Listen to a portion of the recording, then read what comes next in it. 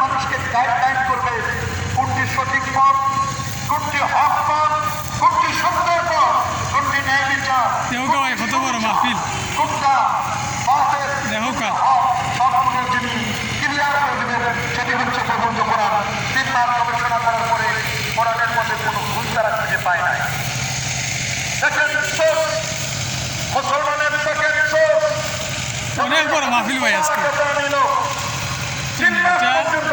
আসন্দি বাজারের পাশে মুসলিম, তিরমিজি, আবু দাউদ, নাসাঈ, ইবনে মাজাহ এই সমস্ত সিহাহ সিত্তা 6টি হাদিস গ্রন্থ নিয়ে ওরা প্রথম টার্গেট করলো বুখারী শরীফকে।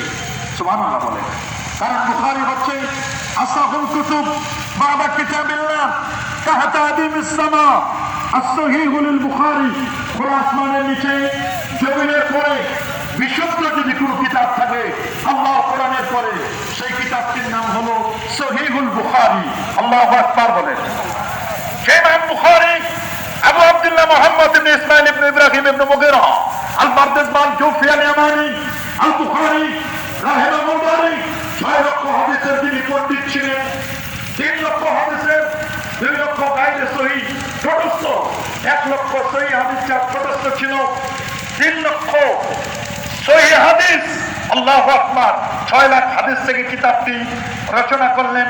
সেই বুখারী শরীফের এক এক করে 5টি হাদিস তারা ফাইন্ড আউট করলো, বের করলো যে আমরা এই 5টি হাদিসের ভুল ধরবো।